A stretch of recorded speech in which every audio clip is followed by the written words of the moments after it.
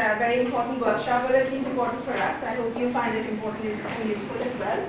My name is Raveena Metkar. I'm a professor in human geography in University College London, and I have a very long association with India. Of course, I'm from India. We have been working together with Tata Institute for a very, very long time. And of course, Shaban and I go back, way back together, looking at particularly on urban transformations, urbanization from the early 2000s. So on that note, I just wanted to say very quickly a little bit about the project that we're working on, and then introduce our esteemed speakers today, and then we'll make a very quick start. So this, what you see projected on your screen, is the Regional Futures Project, which is why you're all here and on the basis of which we've all been in touch with you and talking to you. Regional Futures is a project, it's a 5-year project funded by the European Research Council Advanced Grant. And University College London is the lead administrator of this grant, and we have 3 partners internationally.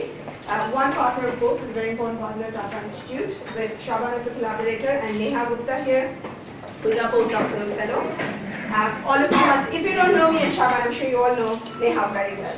And the second person, collaborator is in Nairobi, in Kenya, the British Institute of Eastern Africa, who are our other partners. That's where the other part of the project is going on. And the third partner is University of Guadalajara in Mexico. So across these 3 countries, these 3 case studies, what we're really interested in looking at is the subtitle, The Territorial Politics of Digitalization as Urbanization in the Global South. What does that mean? I'm sure you all know because you've all been talking to us. But very quickly, it means that we're really interested in the dynamics between digitalization and urbanization. How does digitalization push urbanization to occur in particular ways in specific geographies? And how does urbanization then put pressures on direct particular types of digitalization, digital initiatives, laws, policies, and of course the implementation of this? So how is this relationship shaping up how the metropolitan peripheries are changing? And that's why Bhiwandi is a very key and important site of our metropolitan periphery because it's rapidly urbanizing, but it's also the place where perhaps the digital technologies are still in the process. And that's why it's so interesting, because we're not interested in looking at places that have already enabled all sorts of digital technologies. So that's why we're not looking at Mumbai, we're looking at the peripheries. So part of this project is to understand stakeholders' experiences and enable in a conversation and engage with them in understanding what the experience is, what the challenges are, and how do we move forward on this. Because apart from all the academic publications, which I'm sure might be quite boring for you, apart from all of that, what we're really interested in is creating a few outputs around reports, and then providing recommendations that particularly can be helpful to state governments, to municipal corporations, but also to other types of stakeholders from the private sector to take it forward in terms of enabling perhaps more seamless and sustainable features through digitalization and urbanization. We have a really packed schedule today, and we know we have all of you here. I know we're really grateful that you could make it, and I know that all of you are very busy. We will start with our commissioner of Bhiwandi, who has kindly accepted to come here and give us a keynote. And then we have a schedule which we shared with you yesterday, so you can see where you are positioned on the schedule. So what we really want to do is listen, hear from you, but also have enough time for conversations. So engagement and conversations and Q&A is very important for us because it's not just hearing what you have to say, but also talking to each other and listening to each other, understanding different perspectives. So we will start with our commissioner, our respectable commissioner. We'll have a short Q&A, and then we'll move on to the 2 panels, one before lunch and one after lunch. That's roughly the schedule. And Shaban, now you can, I'll give you the mic. If you wanted to add anything more, please do. Thank you very much, Anna, and sir, very warm welcome. This is really a pleasure to have you here, and particularly on the Bhiwandi, which actually is a very good example, as Professor Anna said.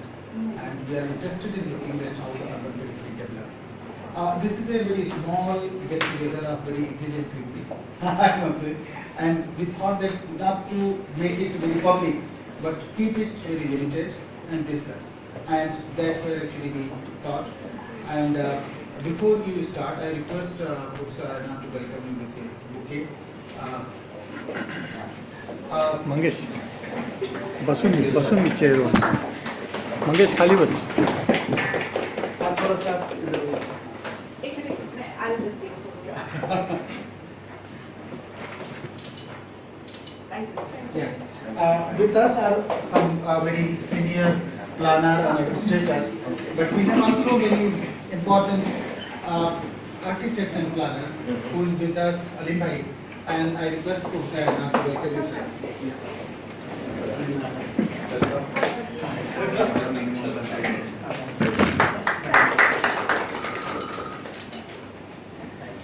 So with this, sir, I request you to request for your address and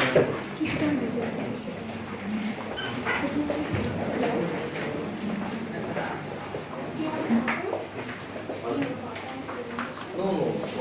You just talk and talk. No, we probably don't. We have to maybe talk 15 minutes, yeah. It's, no. Thanks. Shall I use this mic? Yeah. I mean, are you recording? I think, right?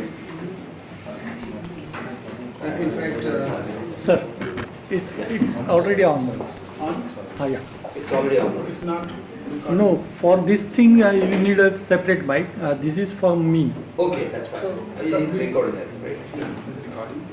And there is another mic, Padma. Can you test or it's okay? Yeah, mic. No, sir, there is a that mic. But this one, That's also. this one is not useful because you have to hold it by hand. Sir, you have to take both. Okay. Commissioner ने रोज का नाम भाषण दे. This one. Yeah, perfect. Please start.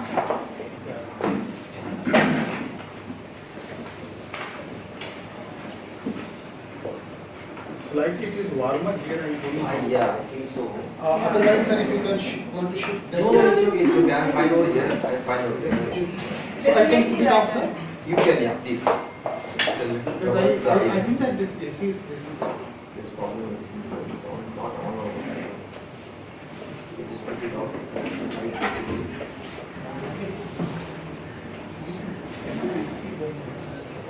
Yeah, I think we should start. इसको Yeah, I off think कर we देना। can do the AC while he's doing.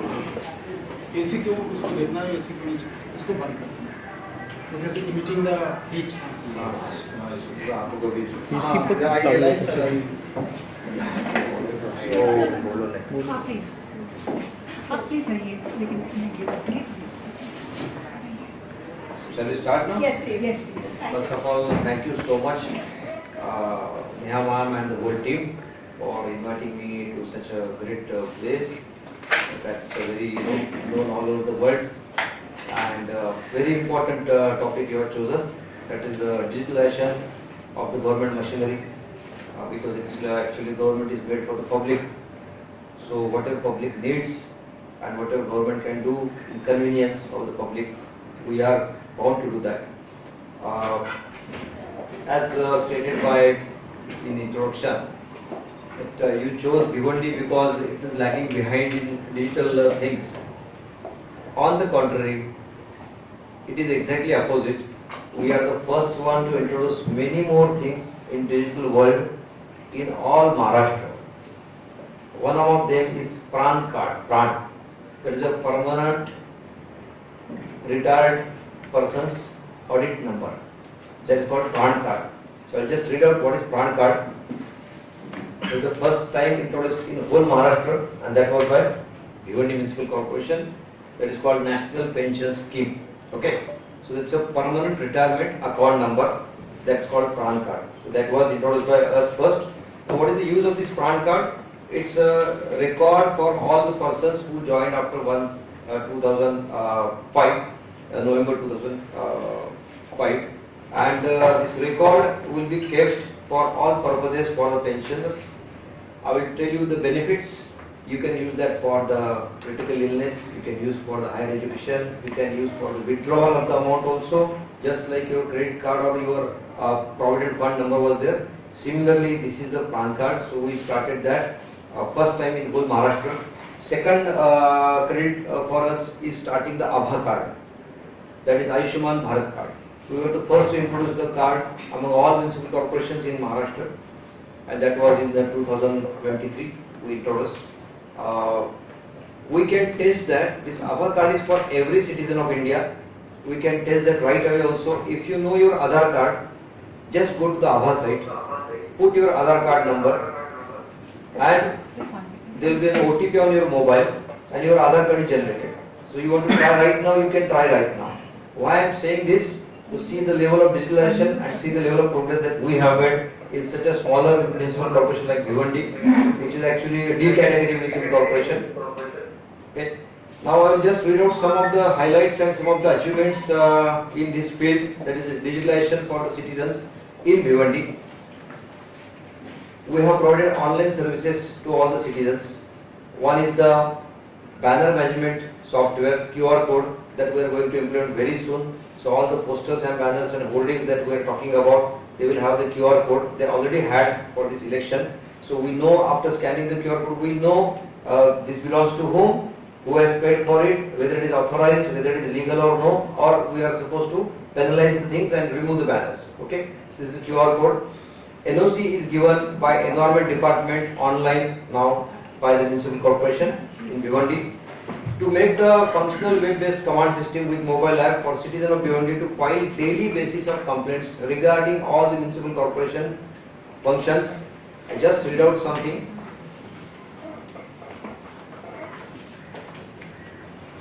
There are 52 notified services now that are being provided under the Maharashtra Public Service Rights Act.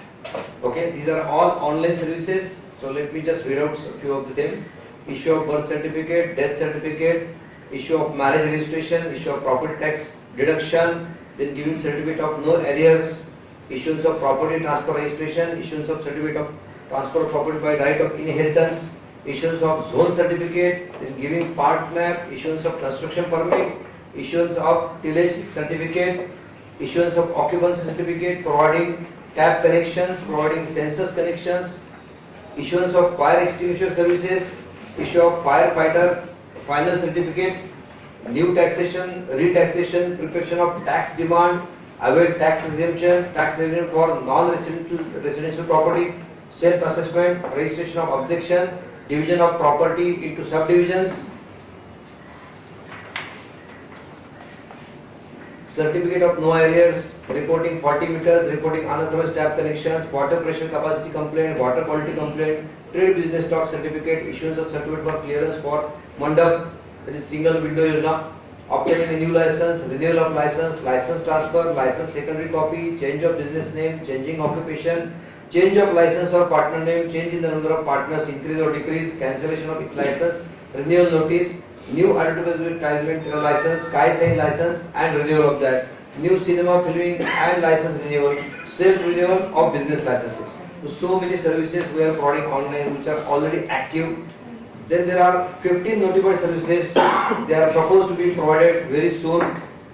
It's mobile tower license online, issuance of road digging permit, NOC of civil local self-government for state food license, health clearance certificate from civil local self-government for food registration certificate, issuance of water unavailability certificate, licensing of nursing homes under the Maharashtra Nursing Homes Registration Act, renewal of nursing home license under the Maharashtra Nursing Home Registration Act, change of name of license or partner on license under Maharashtra Nursing Home Registration Act, grant of lodging house license, licensing of Mangal office or auditorium, that is where functions are held like marriage or something like that. Renewal of license, issuance of hawker registration license, allowing laying of underground telecommunication cable, permitting felling of trees under the provisions of Section 8 of the Maharashtra Urban Trees Protection and Conservation Act 1975. Plus, we are going to go for a very latest technology that is called ICT, Information and Communication Technology, the system for the control of solid waste collection and management in Bhiwandi Municipal Corporation area. Just a day before we have inaugurated that system. So that system gives a barcode, that barcode is stick on the property or stick on the dustbin also, and we know when the dustbin is refilled, when we know when the dustbin is clean, and the movement of the vehicle and everything about the property. So we started with the municipal corporation office itself. So we placed a barcode on the compound gate entry of the municipal corporation, and I'm just carrying the barcode. We know everything about the corporation building. So that is the latest technology, that is called ICT technology, that is by Central Government of India, and we have adopted in Bhiwandi now. Okay, so that way we are going for long digitalization of everything. Then we are going for GIS based property tax assessment. You know, property tax is a very crucial part of income of any corporation, and we were lagging behind because of the manual work getting done till date. So I took a follow-up with the government, and I got a special permission for GIS based property tax assessment of the whole Bhiwandi region. So that tender also we are going to float very soon. So that will give me the use of the property, the size of the property, the nature of the property, the location of the property, everything will be geo-tagged, geo-based and Google Map and geo-sensitized. Okay. Apart from that, just recently we have published a draft development plan for the whole Bhiwandi city. That is also highly technical, highly technology based, and it is very up to the mark. You can say accuracy up to the mark. So with the help of that and the property tax survey, I can plan the city the better way. So these are all things that we are going to do. Now after introduction of this GIS based property tax, what we can do, I will just give narration. Assessment certificate, no due certificate, transfer of property by nominee, reassessment of tax, greater tax demand, tax exemption, resident property exemption, self tax assessment, property split registration, property deactivation and recovery of tax, property transfer registration, property tax registration, register, appeal against the dues. So these are all things we are going to do in Bhiwandi, which are already active, and some are in the cards in very short period. So this is what I wanted to tell about the Bhiwandi, that the narration that Bhiwandi is lagging behind is completely wrong. As a commissioner, I can authoritatively say that, and we are doing this, and that is on record.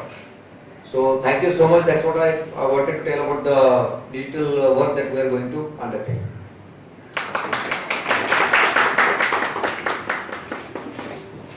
I just wanted to thank you so much for this very extensive list of different digital initiatives that you have. I also wanted to actually clarify, I don't think we were saying that Bhiwandi is behind. I think what we're really interested at is exactly looking at how these processes are happening and what is going to impact because of these processes. So maybe as part of this conference, I can take the privilege of asking you the first question. Yeah, please go ahead. How do you think these will impact on people's experiences in Bhiwandi? I mean, there's so many different things. Yeah. So ease of doing business, transparency, quick response, and ease of living. All these things taken together with the help of this digital world. So we are very happy to announce this, that yes, we are going digital now. Plus, I am going to have some kiosks at all Prabhat Karyalaya, all the ward offices. This kiosk will be, you can scan the things and you can get your work done. Like you want to make the payment of, say, property tax or a license fee. Just scan it, the payment will be activated, a link will be activated on your mobile, and you can make the payment. Right? Plus, I tell you one thing, with this digital mapping of the whole city for property tax, as well as this draft development plan, I can have a very good control over the development of the city. So there are, see, I'll tell you some history of Bhiwandi. Basically, this whole area is known as a textile area. Okay, so for a long time, almost 40 to 50 years ago, the textile machinery, textile units were set up in Bhiwandi and surrounding area. There are textile units, there are sizing dyeing units, and there are moti karkhana, and there are chemical factories, and there is logistics also. But the inflow of the immigrant laborers, no one took care of them.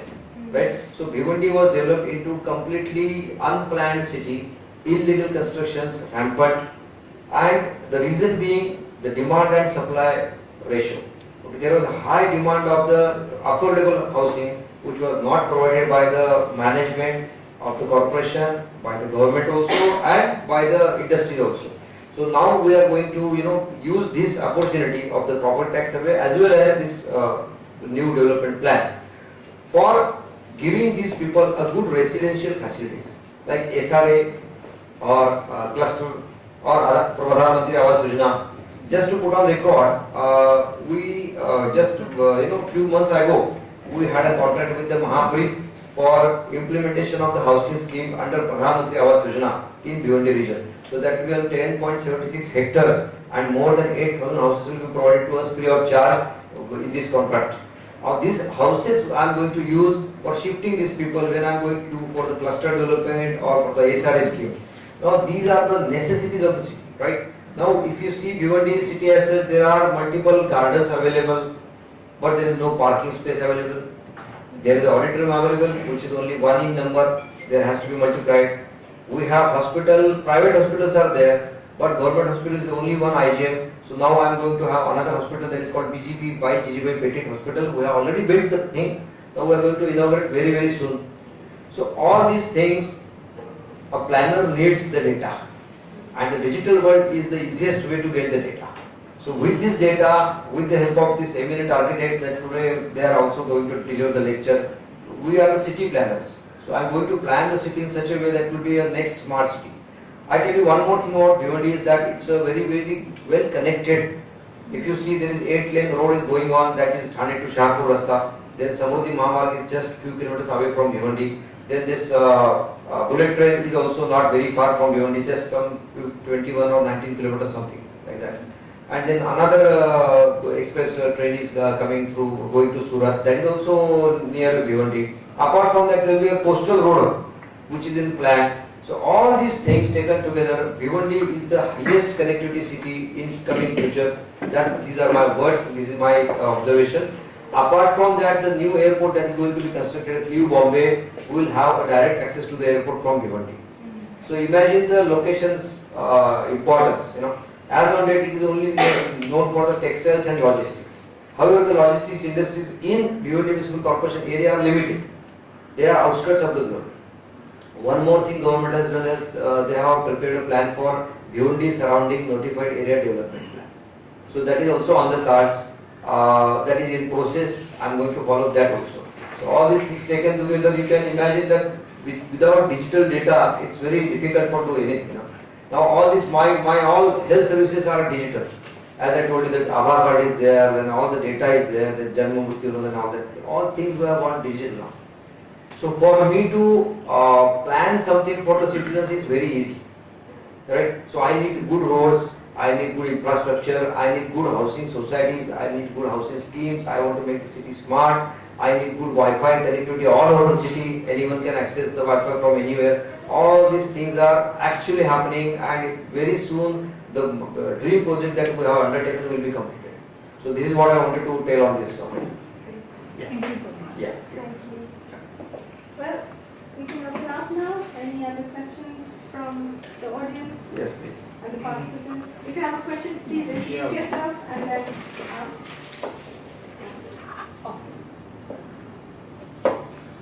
Hello, my name is Abhijit Ekbote. I'm an independent practitioner, urban designer and planner. Very good. I also teach part-time adjunct professor in School of Environment and Architecture. Very nice. So my interest is both academic and professional. So my question was that a lot of these academic institutions need data for research and analysis and Yes. apply for funding and Yes. and also incorporate that research activity into regular curriculum. So will this smart data that is being collected by the corporations be available for academic institutions? 100%. Just for information, there is one BNN college in Bhiwandi which is very famous.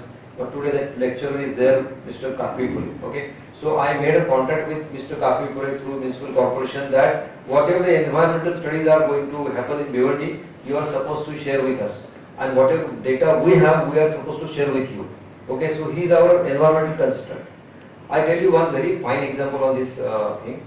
Last year at the time of Ganesh Visarjan, government has made it compulsory not to use the plaster of Paris statues, but to use that shadow that it dissolves very quickly. But still people are using plaster of Paris. So we found a way with the help of Mr. Kakavipure. The plaster of Paris statues were very much dissolved properly, and the water which came out of that was non-poisonous.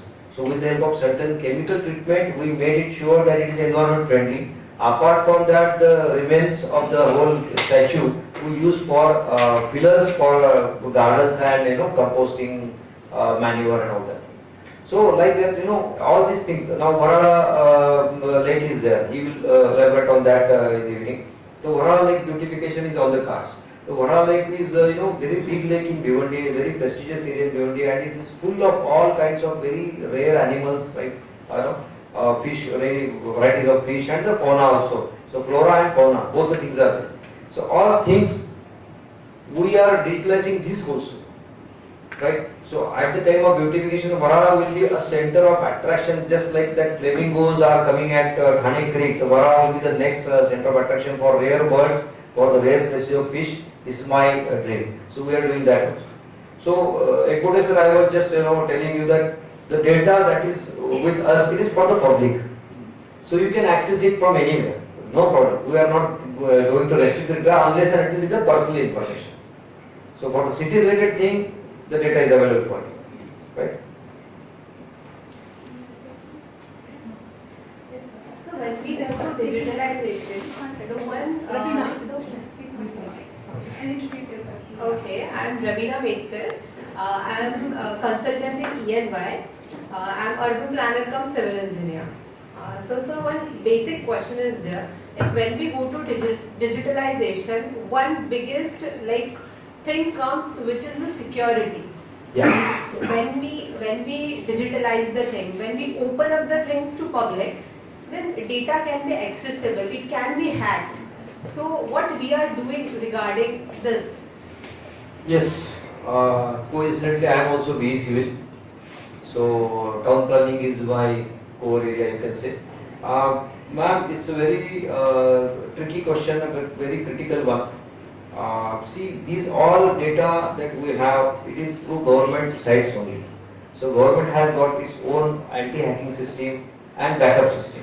So we are not worried for that. Till date, I have not got any report of any hacking of my data. So till date, I can say yes, we are safe. However, the technology is improving. Similarly, the protection is also improving. So we just keep our fingers crossed. Whenever the data or the cyber attack comes, we are quite capable enough to, just now you must have seen Google was also hacked, Facebook was hacked, but fortunately in India the hacking effect was very minimal.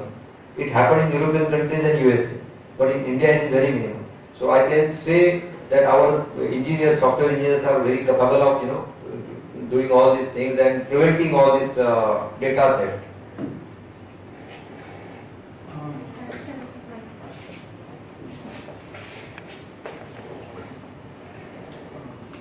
Sir, one aspect of Bhiwandi has been that for long it has grown like very organic way, not a plant. Not a plan. And the problem is that for a planner who wants to really smoothen the traffic, smoothen the road, or actually put the facilities in for which the citizens complain, is the space constraint and the bridge, whatsoever the old building. Yes. Is there any plan to really do some way that either declare the old part as a heritage and develop like European kind of way, sir? I mean, if you go to European cities, I think Raveena might be knowing that they have developed the dense part of it in a very, very heritage part that actually it becomes a tourist attraction. But our dense part become the renewal part rather than a heritage part. How will you, I mean, given that now we have moved out of that kind of planning where actually building the fancy building was one aim, people are also looking at the heritage. What way actually you can think of the city's future? Yeah, see, I tell you one thing, considering the population density, it's very difficult to assign any part given the status of heritage sites. However, as I mentioned, Varada Lake, so Varada Lake we are going to develop as a tourist spot. So tourist spot is also next to heritage. So you cannot make any unnecessary changes to hamper the structure or environment of the area. That we can take care of. Okay, one thing. Secondly, regarding this urban transport that you were mentioning about the roads and everything, let me put on the record that there are 599 roads in Bhiwandi which are bigger and smaller, including gullies. Okay, out of that, 52 roads of cement concrete are undergoing by, they are taken by MMRDA for development. 29 roads are for PWD, and remaining roads are with the Bhiwandi Municipal Corporation. We are still in negotiation with other agencies also to develop the roads into cement concrete. So till that time, the road condition, to improve the road condition, we are using the best technology like mastic asphalt to fill in the potholes. So it has been successful. Last year we did at the time of Ganesh Utsav and Navratri Utsav, and then it is remained intact. Because of this rainy season and some kind of shabby work, some roads are not in good condition. That's a fact. I am going to look on that in a very different way. So road construction is one part. Another part is I am going to introduce very soon urban transport system which is not existing in Bhiwandi. These are all 100 electronic buses, electrical buses. I have got it sanctioned through the central government and will be applied very soon in Bhiwandi on major and minor roads. So transport system is taken care of. So once mass transport system is there, now you must be knowing metro is also coming. Metro 5 is a part of the Bhiwandi. Okay, so that is not yet activated, but it is on the cards. So bridge is already constructed. Some part is again there is some dispute going on with the residential premises. So we are going to sort that also very soon. So that thing plus there is a train station in Bhiwandi and this new electrical buses. I think I can ease out the traffic congestion. One more thing I forgot to mention, but related to traffic is that I am going to introduce very soon artificial intelligence traffic signaling system, which is not as on date it is not available all over Maharashtra. There was one experiment done in Pimpri-Chinchwad only, at one signal only, that's all. But I am going to introduce in whole Bhiwandi. So that traffic signal itself decides the time of red signal or green signal or yellow signal. That will decide, depending on the traffic strategy. So the traffic police, which is completely fatigued or stressed because of the traffic management, it will be a very good at ease for him. He will be relieved from the mundane job and very stressful activity. At the same time, I can see through cameras. I am going to put the whole city will be under surveillance with the CCTV. Okay, so I can see the traffic thing happening. The one will be at my dashboard, one will be at the DCP traffic dashboard. Okay, so we are accessible. We are accessing the data. What is happening in the city? At what corner? What is happening in the city? And how the traffic congestion is and how to ease it out. And this signal system will help us to do that. So that will be artificial intelligence. So that is the next thing, and that is going to happen now. Okay. One more question. Give you a good name. Hello, I am Amrana Banerjee and I am a PhD scholar from the School of Habitat Studies. So I just want to do, it's a very nice thing that India is moving toward digitization, and Digital India is giving us lots of data for researchers to research as well as planners to think how to promote other things and that. But when we go to the field for finding some issues and that, there is always we find some mismatch what is generally planned and what is really on the ground. So because of the data also. So my point is that there must be a data gap between what the data is there and what is actually happening. So how to deal with this kind of situation, how to trace the data gaps, and from what perspective we can think that the data gap can be taken care of. Yeah, ma'am, that is the reason we are going for digital world. That is the basic reason what we are going for the digital world. So this data gap happens only if there is a manual intervention. So all the data collection till date done in India is on manual basis. So you can say 30 to 40% lacuna is there. So that lacuna we are going to fill with the help of digital technology. That is the reason we are meeting today. But will it be solved properly? Yes, 101%. Because there is no lying, there is no missing, there is no escaping, right? There is no deleting. All the data, whatever is there, will be on the record. Just like I mentioned that GIS-based property tag survey is what? Geotagging of every property. You cannot miss that. We are mapping through remote sensors, remote satellites. So this data cannot be missed now. Okay, only the data which we can't say that it is missing, but the data which is in question is the population. Because of the immigrants or the laborers coming in and going out of the city, people coming in and going out of the city. So at one point of time you cannot say this is the population of the city. The population is variable, depending on even the festivals. So many people come during festival time, again they leave the city after festivals. So like that, only that data variation will be there, but the basic data of the dead things, right, or non-living things, it cannot be missed. It cannot be missed. Myself Fatima Sultana, and I am a PhD scholar working in DLSS under Professor Shaban sir. And I am also looking at the urbanization and digitalization relation. So my doubt is, I would like to know what are the challenges you have faced, because all these wonderful services, I am sure that definitely there would be, because when we have to implement from top level officers to the ground level workers, for example this solid waste management QR and all, so how that is like how you are addressing that? Yeah, it's a very good question, and every administration faces that thing, every government faces that thing. The resistance or reluctance to change. That's human nature, right? So you have to convince them in the best possible way.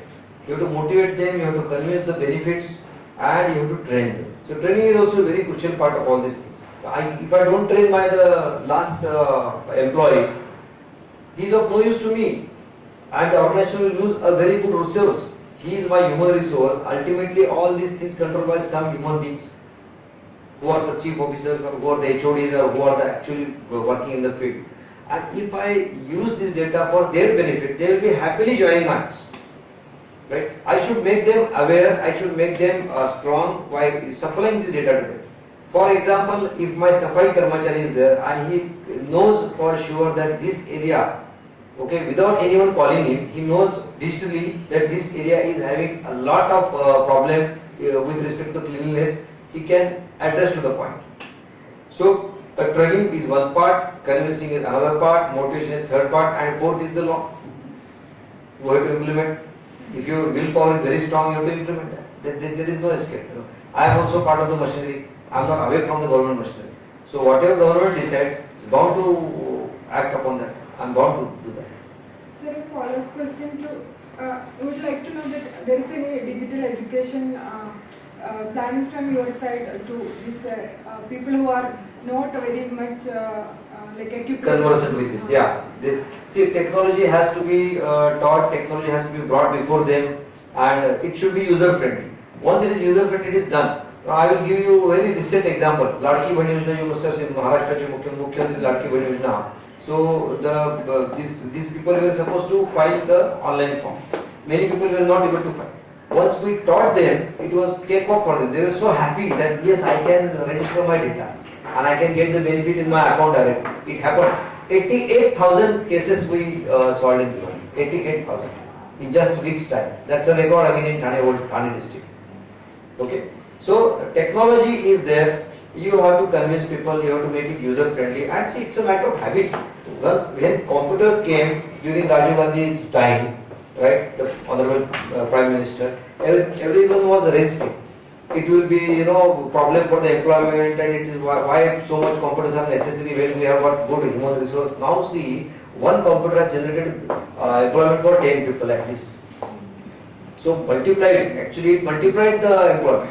Similarly, any technology comes, we always get scared of the thing that it will take care of, it will take place of human beings. It is not that. It is not that. How we use it, up to what limit we use it is important. Especially country like India, human resource is the most important resource I can say. To help human resource, all this digitalization is necessary. Okay? Thank you so much. Just very last. Okay, really quick. Sure. I'm so sorry. No, it's- Because we are running out of time, and somebody is from USA is on the Zoom. Oh. Sir, we are planning for all the infrastructure, but the digital infrastructure is in the private hand. And everything is dependent on the digital infrastructure. When the cable lines and the signals monitoring is not actually there, what we don't know that whether the citizens get the 3G, 4G, or actually access to download and work with the data, that infrastructure. Is there any plan also that the digital infrastructure, though in the private hand, but it will be guided, supported, that actually you fill the gap and there is no blackout areas? No sir, I don't think it is in private hands. Only the technology development is in private hands. Okay. But ultimate control is through government regulatory machinery. Right? Like Indian Evidence Act and all the things. Any digital thing on record like email, now it is evidence. It has become an evidence in the government of India's laws. Right? So no technology you can say that I owe this technology and you are not supposed to check it. It's not like that. So all especially anything related to citizens, for example Aadhaar card. Aadhaar card data is with the government machinery. No one can hack that. No one can misuse that. If you misuse that, then you will be penalized. So you don't get worried for this thing. Regulation is already in place. Just one more question. Yes, please. Very Yes, 10 please. seconds. So I am also getting interest, by your questions. I am learning something new and I am preparing for the new things, Yes, as we know, Bhiwandi is having so much of slaughterhouses. Yes. So how we are going to resolve this issue? Do we have any plan for any abattoir or to, like, the area which we have visited is not so, like, it is very like dead area, we can say. Yeah. So is there any proposal for such slaughterhouses or abattoir kind of? Yes. Abattoir we are going to have very soon in our plan. Yes, that's true, and that is a necessity of the area. We've reached the end, but I had a very burning question. One more question. Okay. And you feel free to answer it or not, depending on how you think about the question. I was thinking about the timelines about all of this, and because the initiatives, Digital India initiatives, the laws, the policies, they all have timelines. Things have to be done at a certain time. You have a certain timeline of being in office. Yes. Then of course there's the timelines of the tendering and all of that. How do you negotiate all of that? Because all the timelines don't always match each other in the same way that you want to in order to move very simply, easily forward. In one word, it is an art. It is an art to have time management. It is an art to have people getting convinced. Right, Fouzi sir? Yes, sir. You will agree with me. Because see, everyone has its own opinion or own pace of working. But as an administrator, if I am working round the clock, people will automatically get impacted. And I work like that. It has been only a year in Bhiwandi for me, but I am very satisfied that multiple projects which otherwise would have taken 3 to 5 years or 10 years to complete or initiative one, I have done it and I have brought it to the completing end. And now one more year is with me. I will make it happen in the best possible way. It's my dream to make Bhiwandi the best city that people can take name of. After 40 years, we have cleared our Bhiwandi area. Yes. This, so many commissioners. Yeah, please. As a citizen, you should tell. Last, I am from Bhiwandi only, and I am selected one of the planning committee member for DP. So what we have seen last 40 years, the area which is stuck up, it has been taken by this commissioner. I'm really, we are honored in Bhiwandi to have a person like this. Previously we had IS also, first grade 1 officer, so many commissioners, CEOs, and nobody could clear the congestion part of Bhiwandi. That is heart of Bhiwandi, the Teen Batti, the Bazaar Pet. And sir has taken that project, so many retaliation and so big pressure, political pressure also, public pressure also. But it's a part of administration how you handle it. So he is a person who handles the administration in a proper way, in the best way, what we have seen till today in Bhiwandi. Thank you so much. And then what happens Words of after? appreciation are very important for anyone, to get the motivation for doing better work further. That's true, sir. Thank you. So that's why I was asking, part of my question was, what happens after you? What is the legacy of your project? Who will, then the next person I'm comes? sure the new officer will be also maybe better than my capacity. I hope so. On that note, thank you so much. Thank you so much. Thank you so much for your Thanks for a very nice discussion I on request this. both officers come this side. Yes. I was feeling that this AC is not No, working no, properly. So we. and on By that the way, you did the PhD in human geography, you said, right? No, I did my PhD in environmental design and planning in the USA. And human geography, you benches? I happen to land up in human geography. She became Because I am actually an architect by training. I practiced in Delhi and I practiced in London as an architect. Why I'm asking you, because for civil services, anthropology was my subject, and I stood first all over India. Oh, fantastic. Well done. Yes. Yes, we work with anthropologists as well. Anthropology includes environment as well as Yeah. human geography. But I talk about myself as an architect. That's my identity. Sir मुझे निकलना पड़ेगा मंत्रालय तो 5-10 minute में बैठ Sure. मुझे जाना पड़ेगा I got call from the secretary office just wait let me finish the call let me Yeah, check sure. the urgency. Please make yourself comfortable. Our Zoom online link, because we have two participants there, very important presenters who, one of them is in the US, so I think it's way past bedtime for them. So we will start with Prachi, who will be presenting online. So we need the projection here. I'll just and because Prachi has to leave, maybe we will also have the Q&A after Prachi's presentation. So in case she wants to leave, she can leave after that. So we'll have a 10-minute presentation. Thank you so much. And then maybe 10 minutes Q&A. Sorry. Gifting me something. Yes, yes. Well, we hope you have it. You can have your copy on that every day. So therefore our projector, Yeah. we can have it on Just the one side. second. Yeah, I know you can come because we need to. You go ahead. Thank you. Thank you so much. So I can wait for some time. No issue. Say 5-10 minutes. Hello, Prachi. Can you hear us? Hare. Yeah, can you, hello sir. How are you? I'm good. I'm in United States actually, and it's midnight, so yeah. So good night from USA, but I'm good. How are you? How is hearing going on? It's going on. Mr. Fouzi is here, committee member. Yes, yes. Hello sir. He's not here. Hello, Prachi. So I'll start my presentation now. Yes.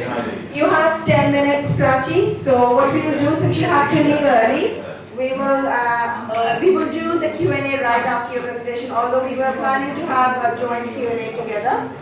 If you can stay on, we'll do it at the end. It's up to you. What would you like? Well, actually, I won't be able to connect with you because it's actually midnight. And Yeah, no, that's fine then. So go ahead with your presentation, and we'll have 10 minutes right after your presentation in case people have any questions just for you. Okay, okay, no issue. Okay. That's So it. your time starts now. Do you want to share your screen? Yes, I'm not able to share my presentation, so Try again. I think it's enabled now. If it's a problem, then I can also. Yeah, or Neha can share it from our end, if that's okay with you.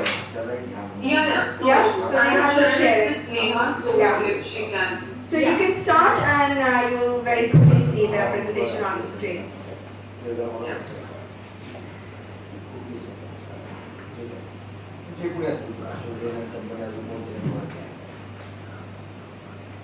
you see it?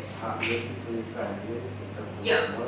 Okay, so I'll start with my presentation. So good morning everyone, and I would like to take this opportunity to thank Neha and also Tata Institute of Social Sciences and Professor Aruna to invite me to deliver this presentation on digitization of urban land record. So basically, Next.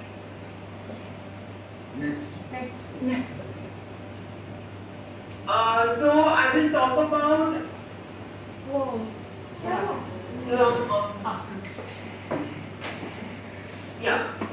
then why do we need digitization of this land record, and what is the process, and what would be the future of digitization in urban governance. Actually, I have worked on Bhiwandi development plan, and already Commissioner Sir has addressed some of the major points regarding development of Bhiwandi city. So I'll just give brief introduction about how the process of digitization of land records happens on ArcGIS. So next.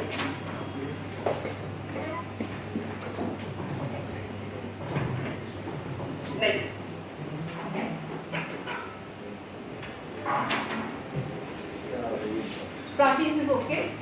Or should I? The third slide. Third slide. Yeah. Is this fine? Yeah, so actually, so the land records is basically a document which has ownership. So a person, he or she who owns a property or piece of land, so it's or his or her name will come in that document. So that is what the land record means. And he or she has a right to sell, to mortgage, to rent that particular property, to demolish or to develop. This is the part. Right? Land records to Maharashtra. Yeah, this is the stuff. Yeah. So we have three types of land records when it comes to Maharashtra. So it is Satvara extract. So Satvara extract contains information about the survey number, then the area, date, owner's name, and type and usage of land. So slide number 6. So this is what the 712 extract would look like. So it is basically will give information about the agricultural land outside the municipal council area. So and then we have 8A extract. So next slide is about 8A. So this is how the 8A extract looks like. So this is all, we have Pule Mahabhumi website for Maharashtra. So it has all digital data for all types of land records. So 8A extract will give you information about the exact holdings of the particular owner and the taxability of the land. So if I have, land on in my name, so my name will come in that particular extract and the tax liability of the land. Next is property card. So property card talks about the land property located in municipal area, and it has a city survey number. So we have two types of methods, I would say, to measure the land, that is, or to divide the land, that is cadastral, which has survey number, and then CT survey number. So it has plot, maybe in a rectangular or square shape. So I'll show you the map in later slide. So even the property card has its owner's name, its area, its transaction details and ownership details, etc.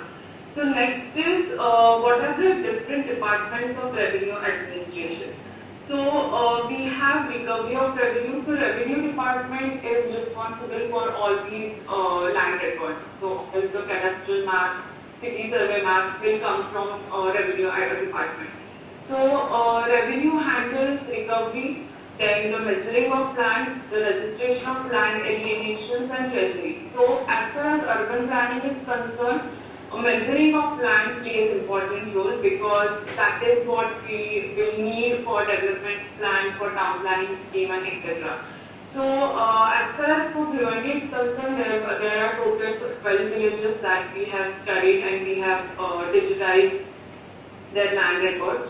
So here you can see the map of village map, that is village Kaneri. So this is the format that is there for cadastral map.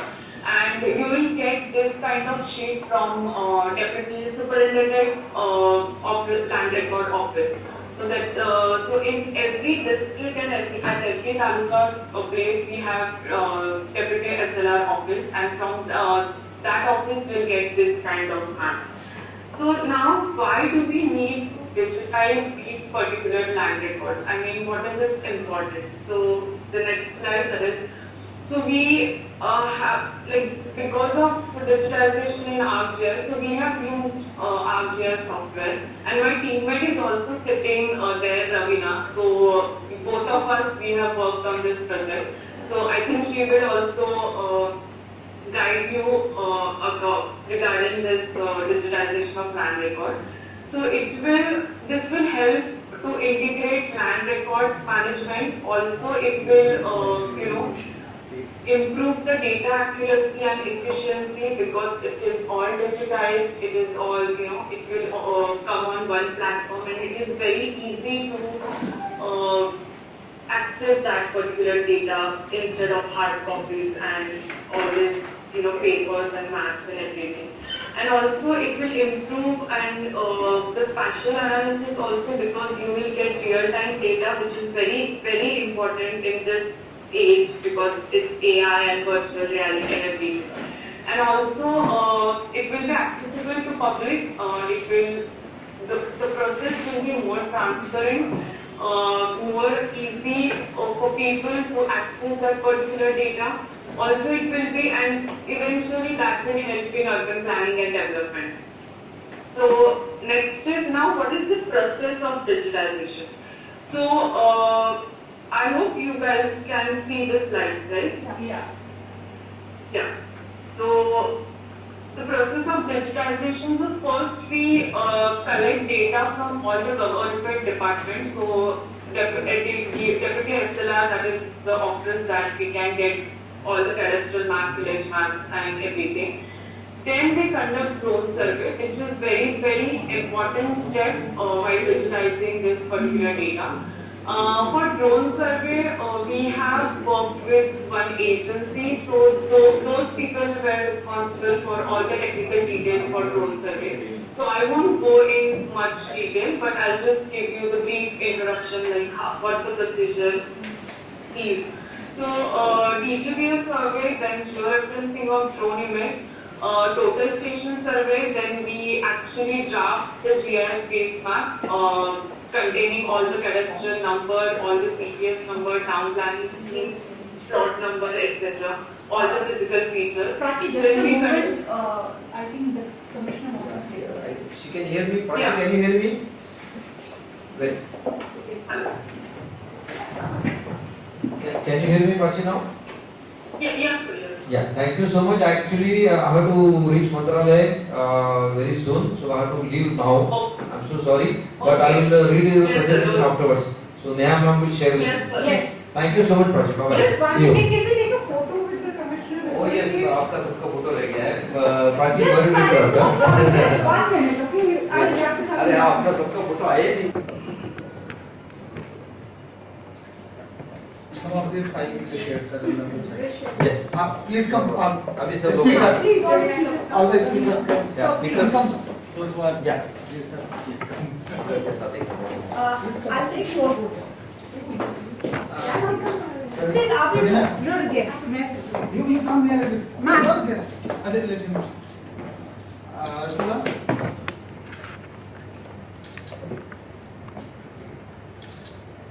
Please come, all of you. चलो आइए सब लोग आइए. Please come. और All of you come. अंदर तो पड़े थे काट दो. एक. सब लोग आ रहे हैं बराबर. ये कैमरामैन से टेक केयर. सब लोग आ रहे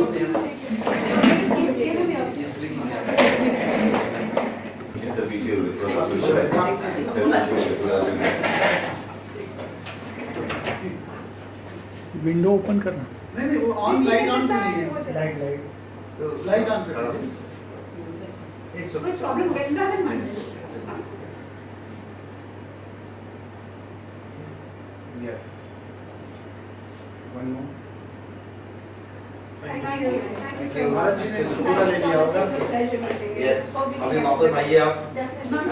And Total station survey, then we actually we can draft the GIS base map, and then the field surveys we can conduct field surveys and ground truthing so that we'll get the accurate data. We can get it from ground truthing and field surveys also because some of things can miss out while doing drone survey. And then finally we can prepare geodatabase and data linkages as per the field survey data. So basically, all these surveys happens as per the guidelines which are given by state government. So Town Planning Department of Maharashtra has already set up some guidelines and some norms regarding this drone survey. So what would be the resolution of that particular image? what would be the flight height of drone. So everything is given in the guidelines. So we have to follow that for preparation of these particular base maps. So we have used this method for preparation of base map, GIS based base map for development plan of Bhiwandi city. So next is again the process of digitization. So determination of GCP. So ground control points are very much important when we conduct drone survey, because these control point act as the anchor points. So more the accurate these points would be, the more accurate our drone image and our survey would be, because this point will give XY coordinate and also XY coordinate for that particular area. So the real-time data will be more accurate when we have the correct ground control points. And the number of ground control points or the distribution of ground control points will depend on the area of that city or that village, whatever your area of interest is. So, more the ground control point, more accurate data would be there, and that will depend also, that will depend on the area of that particular village or city also. So in image file you can see the sample image. So this is the drone sample image. So that resolution will depend on, the guidelines vary from state to state. So next.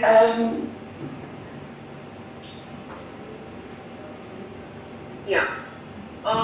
So this is how the next step is to actually put those hard copies or those scanned copies of maps on drone image, because now you have a clear picture of drone. Okay, so you have it's kind of imagery of that particular city. So, and then you have scanned copies of cadastral maps or CTS map. So you kind of trace those maps and you digitize that data. So we have, georeferencing is a tool that we use in GIS. So if I want to go in more detail, so I'll have to take one hour lecture, conversation or lecture presentation for this particular concept. So we will take care of it. So yeah, so basically georeferencing will help to, we have to pin the points. So it's actually tracing the map. We have to put it, the cadastral map, the scanned copy of cadastral map or village map on the our drone image. So it's all there in ArcGIS. And if you can see in second image, the squarish plan is there, the parcel is there, and in the image, the drone image, we can see the parcel of that land actually matches with the shape. So we have to match the shape of drone image to the cadastral map. And now the drone image will give real-time data. It's very important to update the cadastral maps also, because cadastral map has, they are made back in from the British. I guess they have been using these maps. Updations are there, but the accuracy, that is, we are not sure of. So drone survey will give you more accurate and more real-time data. So those maps are bound to change, and it is important to update those hard copies also. So that is the main advantage, or I would say pros of digitization. So we can keep updating because of drone images and satellite images, everything. So next is the 14th number slide. So this is how the base map will look like. So this base map is prepared as per the guidelines given by state government. So town planning department has I would say booklet. So it has all the features, like what would be the features that you need to have in base map. So cadastral number, then the roads, transport network, all the water bodies, then the plot boundary, everything, municipal boundary, village boundary. So this is what the base mark fill looks like. So at this point, the digitization process is completed and we can submit it to corporation. So we have submitted it to corporation. So now talking just to conclude my presentation. So if we talk about future of digitization and urban governance, while doing or working on this project, we have come to realization that it is very important to document all this land records, because this information is very important for common people also, because it's very precious for them. Land is very precious matter. So if we have all these data on one platform, then we can have advanced integration. We can enhance the data accuracy and resolution. And now we have AI and virtual reality. We can actually, and machine learning is also there. We can actually improve the quality of data, and also we can improve the method by which the spatial analysis is done. And that will also enhance the urban planning process and development. And also it will improve public participation and access, and it will be very user friendly if we continue to digitize this land record. Actually, even central government has one website, Department of Land Resources. So in that they have all the information about which state has completed what percentage of digitization. So there you can see all the real-time information. I think that is updated in August 2024. So recently it was updated. So you can see state-wise which state has more percentage of digitization. So this is how now India is also progressing in digitization, which is very important in urban planning and development. So yeah, this is all about my presentation. So thank you so much. And it was on a short notice. So thank you for giving me this opportunity.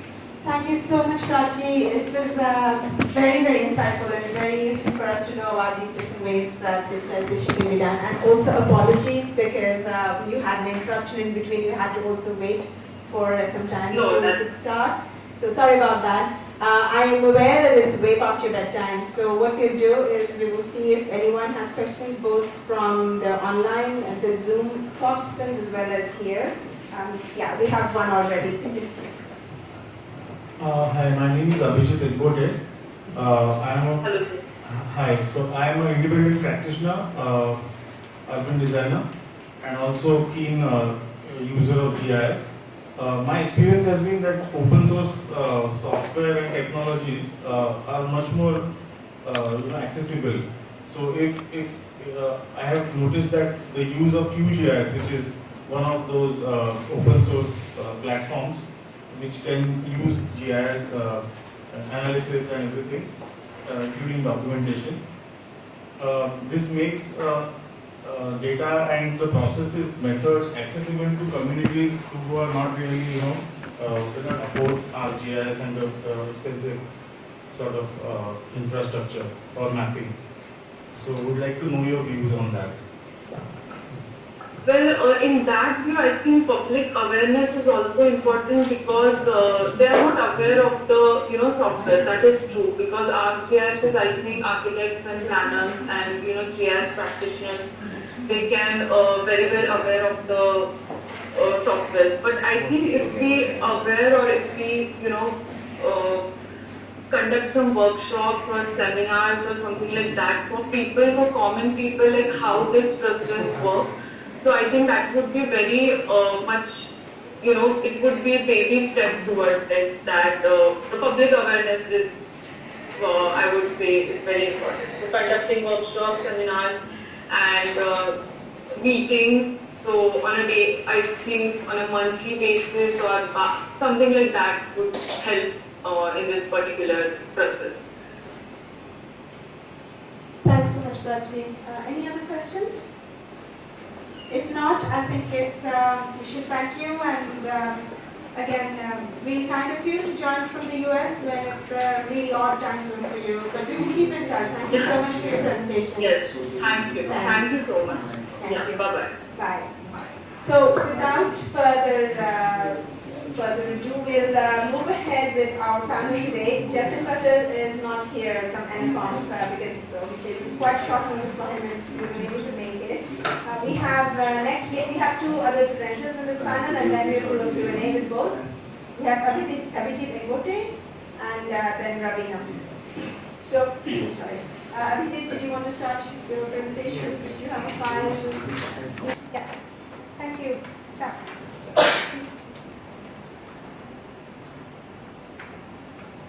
Yeah, so thank you for the opportunity. I was told to present for 10 minutes on this topic of digitalization of land records, opportunities and challenges. So I will straight away share one small project or rather a big long-term project which we have worked on, and through that what sort of opportunities and challenges we have come across. So this is one of the settlements which was submerged underwater when Koina Dam was constructed. The water that got accumulated submerged about 22 villages. One of the villages was Saloshi, which was a resettled village on the higher grounds, and Sitaram Shelar, a very close friend, is from this village, and that is how we got in touch with each other, and we actually we had several interactions with the villagers, and we said that let us put this on a digital sort of a platform so that the community themselves can manage the records and understand how land is used, because when the village was resettled, they were not allotted ownership document. So which gut number belongs to which person they were not aware of. They just started living there, and they could not wait for those documents to come. So they started farming. They started doing rice farming, plantations, and all of those livelihood activities for the survival as the seasons came and went. And over a period of time, they realized that a lot of informal negotiations had happened. So who is using how much of whose part of land they were not aware of. And now suddenly there are larger schemes coming.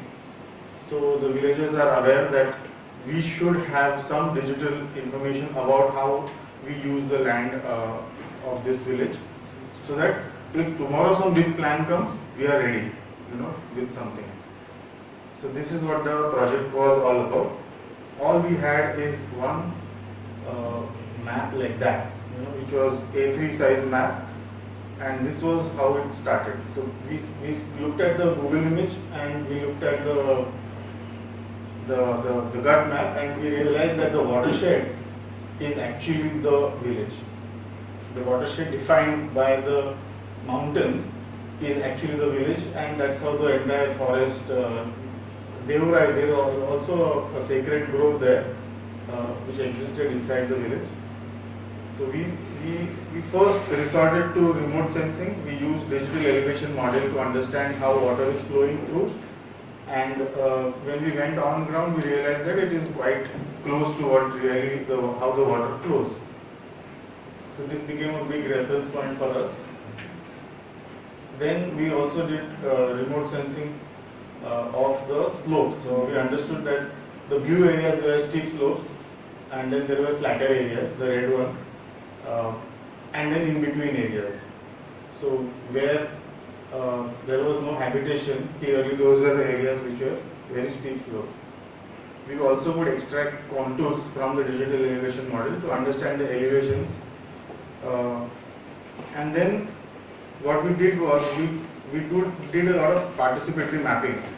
So we actually took the villagers with us, especially those who knew exactly which stone, which marker is where. So these were very old markers, possibly pre-independence markers which were on ground, and they corresponded with the gut map. So the villagers knew that 17 and 16 numberचा मधला दगड हा. So like that we stopped at that stone and we actually took the coordinates using a small GPS device because mobiles don't work here and we didn't have any expensive machinery to do anything. As such, we didn't have any funding also. This was completely pro bono to start with. We relied on a small GPS device. We took coordinates and all the red dots that you see were the coordinates where the stones are available. And we took coordinates and these were sufficient for us to georeference the entire map. So this is how we moved across the entire terrain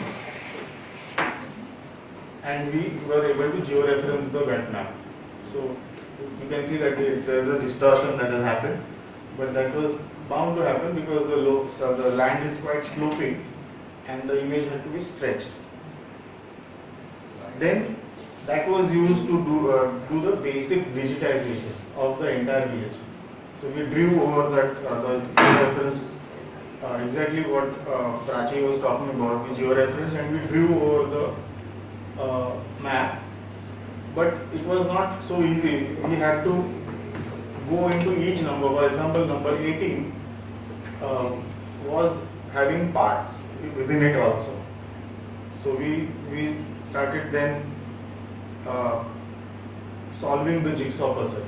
So for every CTS number, we had a separate gut map, and we actually had to georeference each of them to put the entire piece together and understand how land was being reused and negotiated within the villagers themselves. So for example, this is one gut number, and these are the small parts within, and the blue lines are the drainage pattern, the natural drainage. The challenge was that how this one CTS is being used now. So there was no correlation between the rice farming that is happening with the so the end product of this project would be that every villager will know that how much part of whose land I am using and who is using how much part of my own land. That sort of database. So challenges were getting adequate women participation at every step of this entire process because we wanted that the women become part of every step, and we will do capacity building of the people of the community of that village so that they can manage their own data. The Roughton was not yet declared, which is a big challenge. The government schemes and the change in policies are so large that, for instance, the new Mahabaleshwar regional plan, which is currently being done by MSRDC, they are preparing the existing land use. The draft plan is not yet out, and people are in complete dark because what's going to happen, because this village is going to be part of that new Mahabaleshwar town, which is a sort of insecure grey area. The area measurement of every plot is not yet done, so that was another challenge. At the same time, the opportunities lie in terms of empowering the local community to manage their own land use pattern, so that they are not dependent on some sort of a large central plan. Once this plan, the digitalization is done, it will increase their negotiating power and resilience towards external threats. So they will be having authentic documents to kind of say that, look, this is how we already are aware of. And then the community can plan for long-term vision for improving the people. So if they have ideas of ecotourism or certain things that the future generation wants to stay back in the village and practice as livelihood activities, they can then do it. One challenge missed out was that we don't have funding to do this, and we are still struggling to get appropriate funding, to carry out this forward and eventually take it to its final culmination. Thank you. Let's stop here.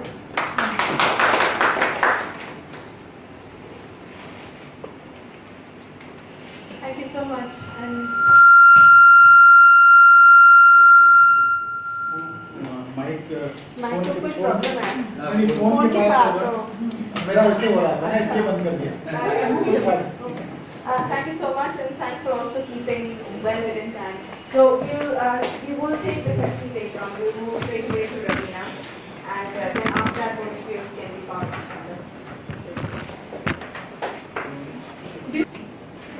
Okay.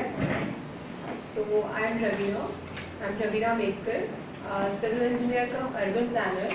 Right now I'm working as business consultant in Ernst & Young, Mumbai. So thanks Neha, Ayona, Shaban sir for this wonderful session. And yeah, let's start with the topic, which is the use of digital technologies in urban governance. And specifically, I'll be focusing on the land record system in Maharashtra. So this is the content. The flow will be like, first I'll introduce what is digital technologies in urban governance, then challenges in traditional land record system, then Maharashtra land record modernization program, then role of GIS, then benefits of digitized land records, and then conclusion. So first let's start with the introduction. So what is digital technology in urban governance? It basically refers to the use of advanced tools and platforms to manage the urban areas, including data-driven decision making, automation and citizen engagement. This is the most crucial part. The importance of this thing is it is critical for addressing the complexity of urbanization, improving service delivery and enhancing the transparency.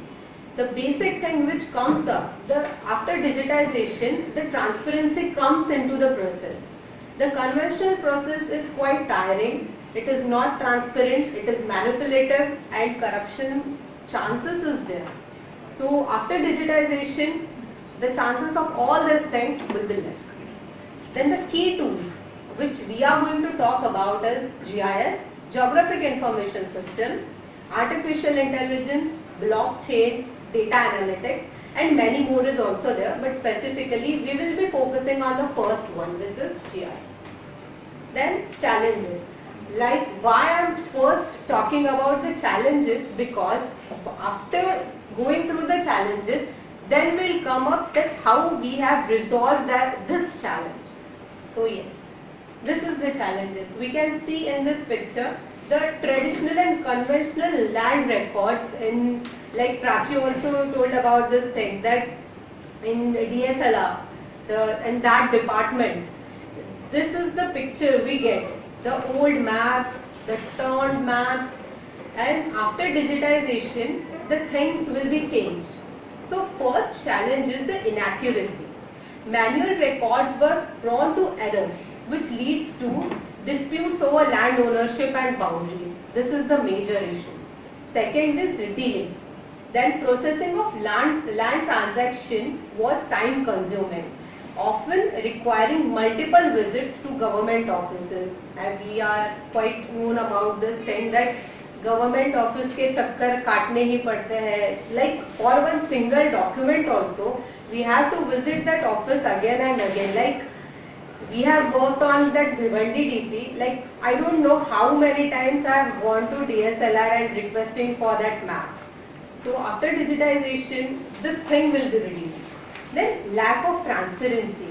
Then records were not easily accessible to public, which lead to corruption and manipulation. For example, prior to digitization, land records in Maharashtra were often outdated. Like Neha also shares me one thing that I'm not able to understand it. First there is cadastral, after that there is CTS, then how it comes. So this is the process. So after digitization, after the whole to part survey, the things are changing. Then which causes, okay, so next. Okay. So Maharashtra Land Record Modernization Program. So we'll just overview this program, which is initiated to digitize and computerize land records, making them more accurate and accessible. The objective of this program is to digitize conversion of physical records into digital format, then transparency, public access to public records to reduce corruption. Then it is efficient, and the key components of this program is scanning of records, then establishment of data centers and online access portal. I'll describe this online access portals and the scanning of record and everything in detail. So if we talk about the GIS based DP, so this is the next part, but I'll just give that notification. So under Amrit Mission, it is mandatory to make GIS based DP of the city, which includes 44 cities of Maharashtra, and in future more cities will be added in this program as well. So GIS technology used in the preparation of such DPs, like it will like by GIS technology, every process will be like go in more efficient manner. Spatial growth management, project management, urban management, as well as creating infrastructure plans like water lines, drainage lines, roads, public utility, public semi-public activities will be done in more effective manner. So, next. So what is land record system in Maharashtra? Prachi has already told us about this thing. So Mahabhumi Lake portal is there, Mahabhumi portal is there. Another one thing which I want to add is MRSAC portal. I'll visit that portal as well. So we'll get one idea about it. So when we are making the base map of any development plan, this MRSAC portal is very very important. If one survey number is there and if we want to verify that number, that parcel, then this MRSAC portal will give the accurate information. So if in this just we okay, I have to sign in this thing. We'll skip. You can try this portal. I'll share the PPT. You can go through the links as well. Okay, so this is all the things. Satbara Uttara is there, 8-day extract. This like Prachi also told us about this thing, the Mahabhumi Lake portal. What is Satbara? What is property card? E-Mosley. After that, the mutation services are there, and how to access. I have pasted the link as well. So these portals are designed to provide the transparency and ease of access, reducing the need of public visits to the government offices. For that program, these two notification and the portals are very important. So it is the way forward towards the digitization of the land records. Okay. So next, role of GIS. Okay, I'm sorry for this. Just give me 1 second. Oh. Sorry. Okay, we have 3 minutes. I'm sorry. No worries. We can elaborate as well. Okay. Q&A. So this is the role of GIS. So which is the benefits of GIS is for accurate mapping, the data analytics and resource management. Okay. So this picture shows the transformation, like how our city will look after the digitization. The 3D mapping will be there. The digitization of each and every land parcel, each and every property will be there. So what is the benefits of digitized land record will be it enhanced accuracy, its time efficiency, its transparency, and case studies like the reduction in land related legal disputes in Maharashtra post digitization. This is the most important thing. So I'll just give a brief about GIS based development plan. So this is the overall flow of the plan, how we are going to make, which is first the data, secondary data collection and primary data collection. So in secondary data collection, the collection of the land maps, the village maps, the CTS map, cadastral map is there. After that, data vetting and draft base map formation. The sites which I have mentioned, that is very helpful for the base map preparation as well. Then ground truthing, then final base map, then existing land use map, then preparation of concept map, and lastly the proposed land use plan and report as per the city specific needs, and after that we have given the city specific reservations as well. So this is one small picturesque view of each and every process. First, what we have done, we have taken the drone image. After that, map generated. The map is generated after this drone image, like which is giving the jurisdiction of DNCMC area. Then it is the georeference TILR map. We got the village map, then we geo-referenced it, and then we digitized it. The base map is showing the digitized view of the parcels, the road network, the water lines, the sewage line, etc. Then this is the ground truthing using urban scale. Like we can, like urban scale, we can use the Google Street Views as well. So after that, the product is existing land use map, and after that, the proposed land use map. Okay. So one more example which I want to add, that BMC property tax mapping system using SAS and GIS. So as I'm working with BMC, so they are using this wonderful technique of SAS and GIS collaboration, which is boosting the property tax revenue through this optimized process, which is very effective and transparent in the system as well. So first, about the GIS integration, what they have done, they have mapped the property and then the ownership detail, and each and every detail of that property is uploaded in that software, in GIS and in SAS. Then how it is impacting in revenue generation. If we have the information and geotagging of each and every property, how much area is covered, how much tax they are paying for that property, if it is digitized or if it is on portal, then no one can manipulate such thing. So before and after the thing is that there is huge revenue generation we can see, the huge revenue difference we can see. There are crores and crores of difference which is creating after the digitization of that system. Yes. So citizen engagement and transparency, again this is very important and crucial thing. It increase the trust of people. Online portals are there, their public participations are there. Like for public participation, the suggestion and objection process which is going in Bhiwandi-DP. So that is also one of the thing. And yes. Then future prospects and challenges. The future potential is the AI integration, then blockchain management, and then Internet of Things. This is the way forward and the future potential of all the digitization techniques. Then challenges is data privacy, infrastructure like ensuring reliable digital infrastructure across all the region, and training. Obviously, we need trained people or trained resources to handle everything. Until and unless in every offices or in every government offices and as well as in various private offices, there is scarcity of resource and skilled person. So again, this challenge will come, that resources should be trained. And lastly, the conclusion, that digital technology, particularly GIS, have a revolutionized land record management in Maharashtra. The impact will be enhanced transparency, accuracy and efficiency in urban governance.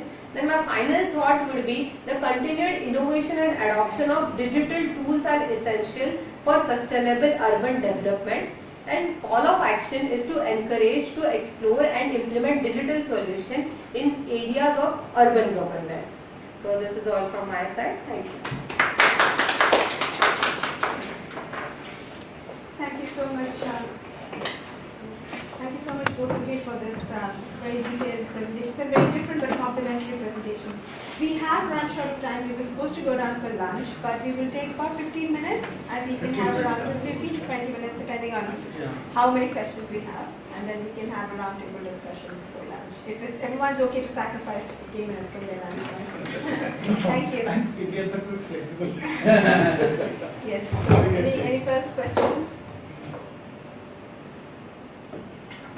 What is that SAS? Is the way That is one software, sir. Could you introduce yourself and start? Okay. That is one system which is developed This in. was very big, like MATLAB. Yes, like MATLAB. Satellite. Yes. Okay, myself Dr. Kakavipure. I am a professor in zoology, associate in Bhiwandi College since last 33 years, working on lake, rivers and water management. Welcome, sir. Thank you. Welcome, and we were waiting for you. Yes. Thank you. So maybe, okay, great. Maybe I can also put in my question and then we can have them both answer. So I think what was interesting for me to see very different approaches. One is a very kind of technologized, almost automated system of going and doing droning and cameras and cars going in and picking up images for GIS, and here was a kind of very frugal technologies and kind of jugaad methods, which is very creative and innovative. What do you think are the ways that you can both talk to each other and create a way that you can, you as in not just individually, I mean these two methodologies can come together to have a potential of creating something that responds to both the ground realities and seeing from above. Did you want to answer that, or should you have another? Yeah, I can answer that. Urban governance and the context was rural and urban clearly, but now the urban and rural divide is getting bridged very fast because these large schemes and projects getting closer to rural areas is happening now. So I think one of the ways, I don't know, the process of data collection itself, citizens getting involved in that process itself, while it's been getting collected, I think that will add a lot of value and softer things can be captured, which get really missed out with drones and everything. Drones can bring in accuracy, but this human angle can only be brought in if people who are actually residents of that place are part of the data collection process. Their capacity can be built. And then they can be, like OpenStreetMap for example, is a great example of how it is crowdsourced, the entire data is crowdsourced. So I think one of the midways or mid-grounds could be that even urban areas, collaborations with academic institutions, master students are very keen in taking part in these sort of documentation exercises which become part of the curriculum.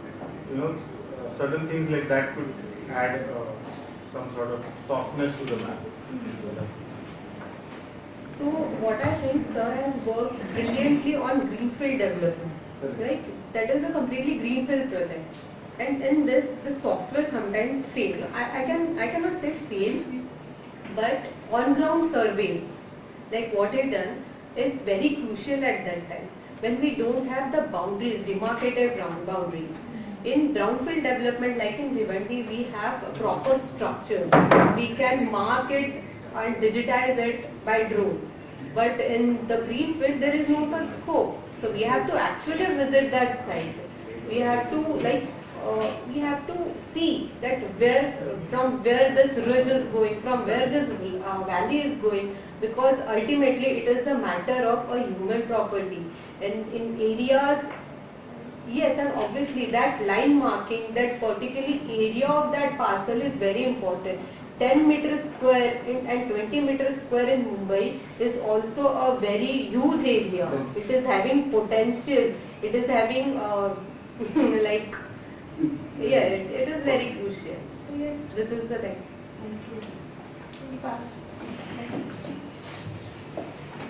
So you and then Pratula. We can take two together. Yeah. Pratula is my colleague and we are very proud of her, kind of work she has done.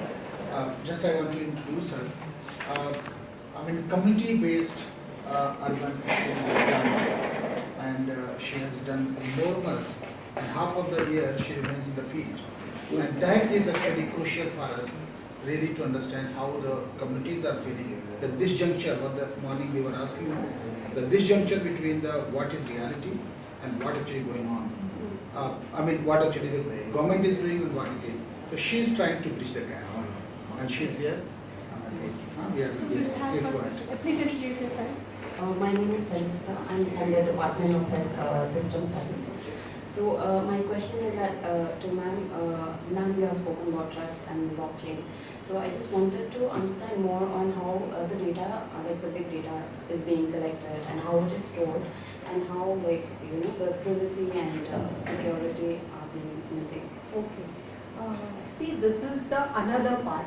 Like what we are doing, that we are proposing that thing. Like blockchain can be implemented. IoT can be implemented, but right now in the government also, like if you see the government data, that is very scrap. That if we get one old records, there is one number, one single sentence line is there.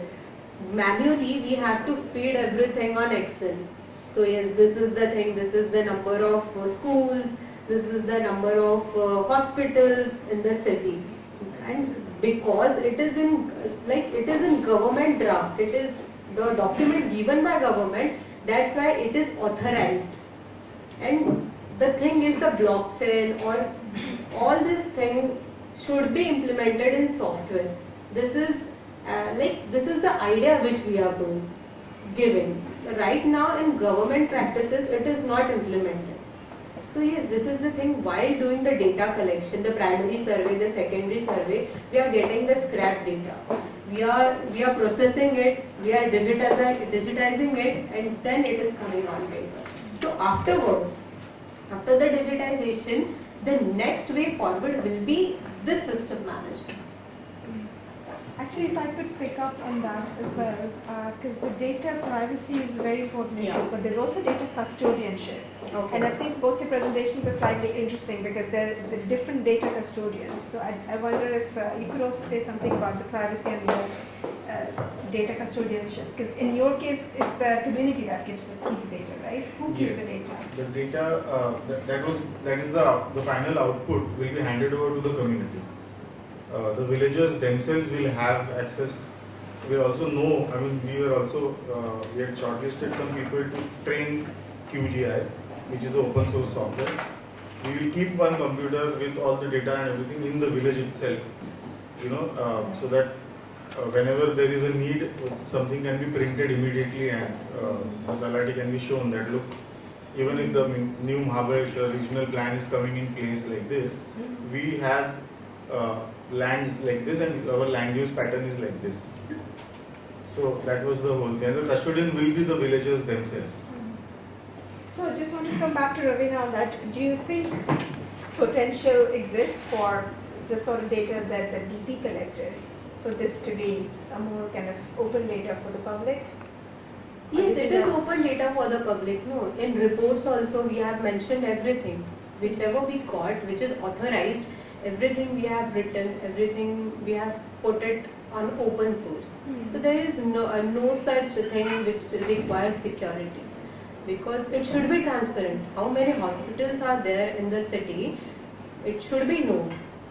The location of each and every hospital, whether it is authorized, because with the issue which we have faced is in existing land use map, we have got, I'll just give XYZ number.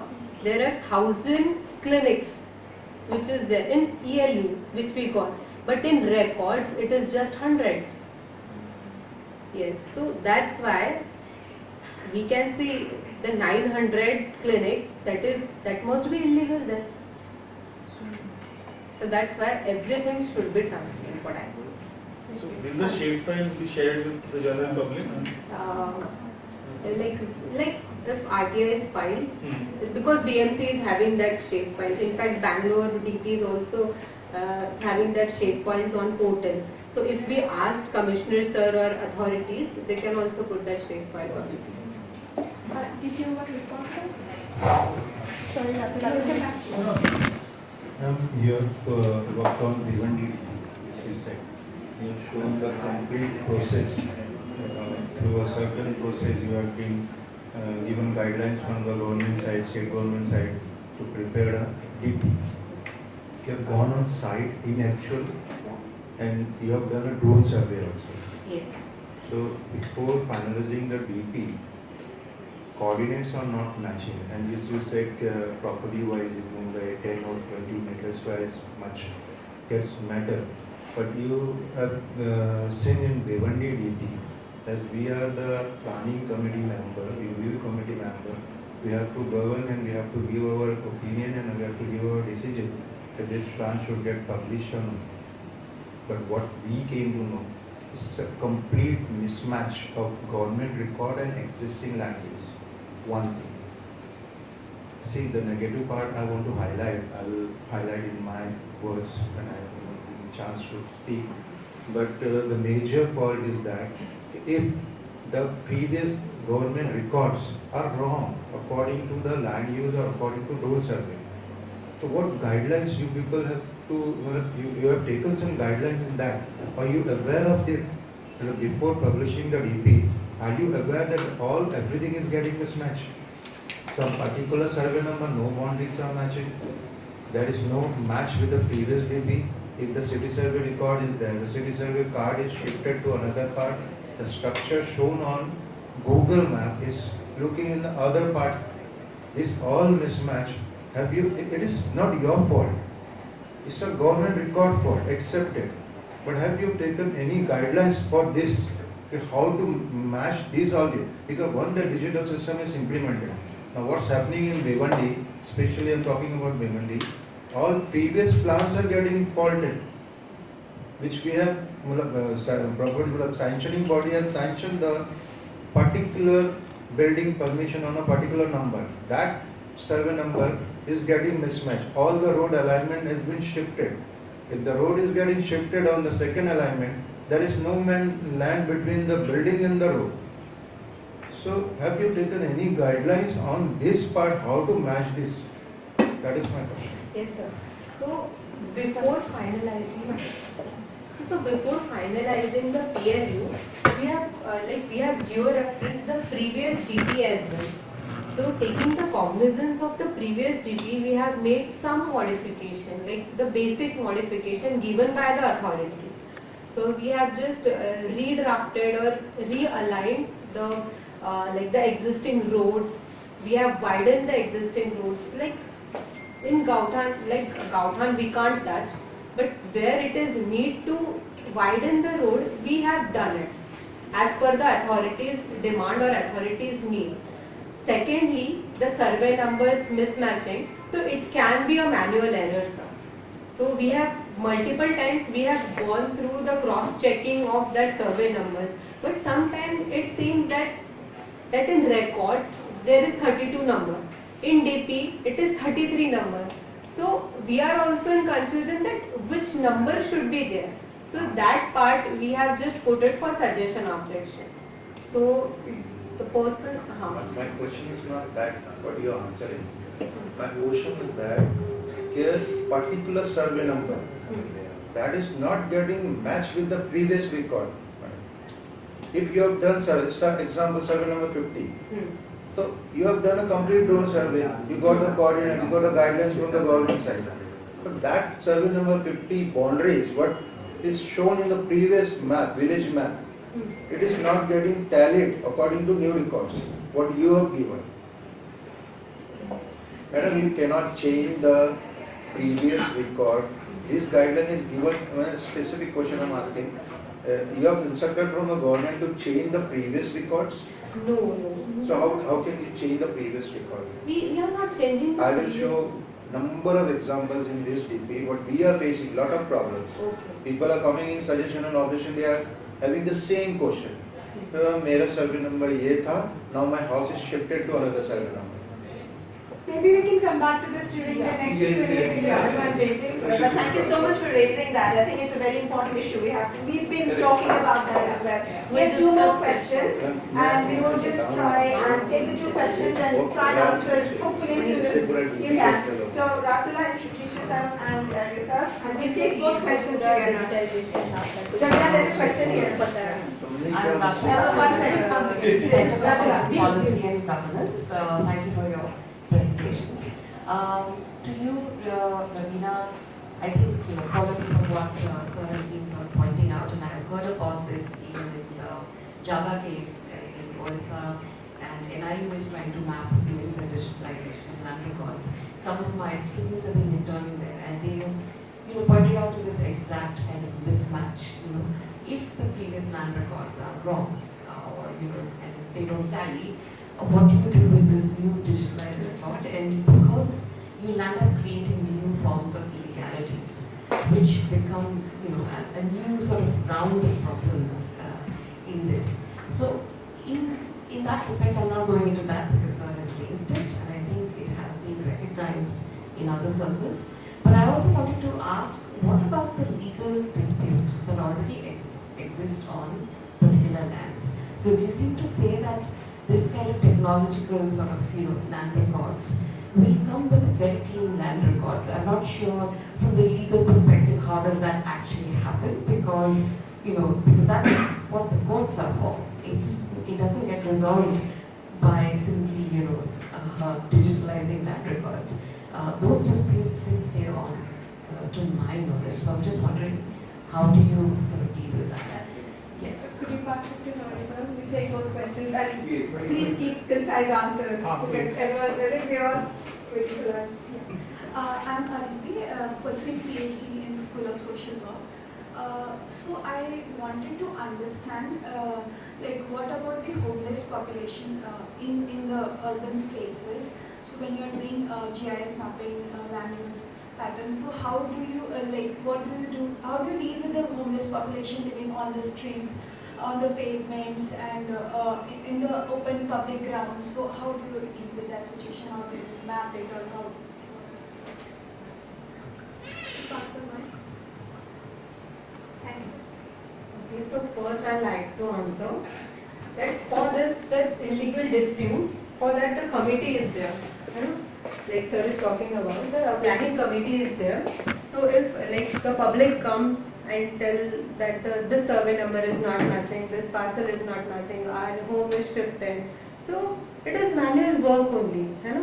We are manually putting everything into the software. So every time there will be some errors, there will be some shifting. So after the suggestion and objection kind of rounds, we can make everything legal. And after the support and after all the hearings from the public. So this is one thing. Regarding this issue, so for the homeless people and for the slum area, we have some good options like cluster redevelopment plans, slum rehabilitation schemes. So see, the thing with beggars, so we can't help it, they are not working, they are not working. So here comes कि हम उसका DP में कुछ नहीं कर सकते, what we are doing, we are just giving the land, proper legal thing for land. This is not our concern, this is not our concern to deal with this homeless people. We are dealing for this land records or the regularization of the land parcels and properties. So for this thing which you have told, so the basic thing, employment generation, so that people will not beg. Thank you so much. Thank you so much. Can I just come back to Abhijit on the question that Pratula posed about the legality and illegality? I think yours shows a very different side of legality. Could you talk a little bit about what happens when they're mapping their village? Does that have any statutory status, or is that something that's just round up for their own documentation? No, I mean it's not statutory. It is just a sort of documentation which they do it for themselves to protect their village from large schemes which are superimposed on their village. They are already a resettled village. They are not given proper documents to say that this survey is yours and this survey is his or her. So the only way for them now is to create a sort of database for themselves to protect themselves from future dislocations. Again they may say, "ये tiger reserve आ गया यहाँ पे, यहाँ service आओ." They could be told, there is a tiger reserve happening there close. They may just increase the boundary and say that now your village needs to be relocated again. What are the legal claims to that land? Do they have any legal? They have legal documents saying that since your village is submerged now, you have been relocated here, and one gut map is being given to them. Okay. But every family needs to have a document saying that this gut number is yours, this sub gut number is her or whatever. So it's not communal land. Not It's yet. not communally owned. The communal land is Gautran, it's not a declared Gautran. That is another big challenge. So just one more thing, regarding this homeless thing. So homeless shelter reservations are there in development plans. So in DBs, there is particular, as per the need, as per the population projection, what you have done, the how much homeless population are there, we just get the record. Like there is no such record, but in DP there is one reservation 1 to 2 as per the sittings areas and population. There is homeless shelter reservations are there for the public. Great. Thank you so much. Sorry we are run out of time. Shaban, is it okay? I want to say something for Raveena, because I have seen so many planning also, and the consultant often is bound by, there is a scope, there is a limit. The authorities say do this only, do that only, and the consultant, they cannot create. So remember the limit. Like if I am working in a project, I am bound by the objective to do this, and I have the ability to get feedback. So there is a limit where Raveena can respond. So, because I know that she may be haunted by the questions. Exactly. It's very true, because things like homeless shelters, you can't provide for homeless shelters in the development plan unless there's guidelines. Unless the other Then there's officers social welfare schemes. she will not be able to do. Yeah. How will she do? But this has been so interesting. I wish we could Yeah. keep talking. I mean, there's just so much. But hopefully we can pick this up in the last session where we will have a roundtable we about have, suggestions and everything. And then we also have a second Alimji's panel. presentation, and I'm sure that is Yeah. going to be the wonderful. Yeah, we have the second panel Q&A and we have the final roundtable concluding remarks. But it's 25 past, so I think we should go for lunch. We should go. Shaban, should we start back at 2:15 then? Yeah. Have 45 minutes for lunch? So 45 to minutes give for everyone lunch, a because break. I think that the Sonia event going on, there may be crowd. But what is their self-service? So we can take. Yes. You can follow us. So we'll It's be educational back institution. at 2:15. Becoming a student again.